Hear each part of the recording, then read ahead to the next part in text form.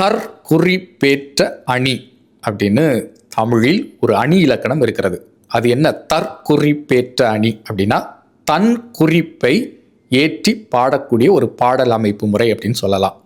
அதாவது இயற்கையாக நிகழக்கூடிய ஒரு நிகழ்வின் மீது தன்னுடைய கருத்தை அல்லது குறிப்பை ஏற்றி வைத்து பாடக்கூடிய ஒரு பாடல் முறை.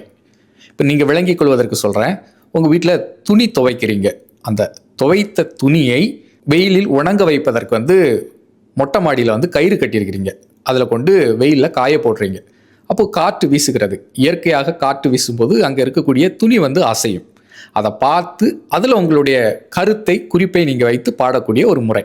பொதுவாக இதற்கு சிலப்பதிகாரத்திலிருந்து ஒரு தொடரை எல்லாரும் உவமையாக காட்டுறாங்க. என்ன அப்படின்னா, ஆரெயில் நெடுங்கொடி வாரல் என்பன போல் மறித்து கை காட்ட. அதாவது கோவலனும் கண்ணகியும் புகார் நகரை விட்டு மதுரையை வந்தடைகிறார்கள்.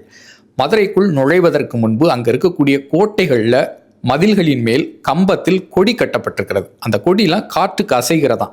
அது எப்படி இருக்குது அப்படின்னா, கோவலனை பார்த்து உனக்கு இங்கே ஆபத்து இருக்குது வராத அப்படின்னு ஒருத்தர் கைமறித்து காட்டுவது போன்று இருக்கிறதாம். பாரல் என்பன போல் மறித்து கை காட்ட.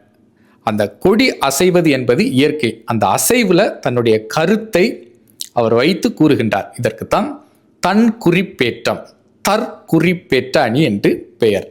இந்த காணொளி உங்களுக்கு பிடிச்சிருக்கு அப்படின்னா லைக் பண்ணுங்கள், ஷேர் பண்ணுங்கள், மறக்காமல் சப்ஸ்கிரைப் பண்ணுங்கள். நன்றி.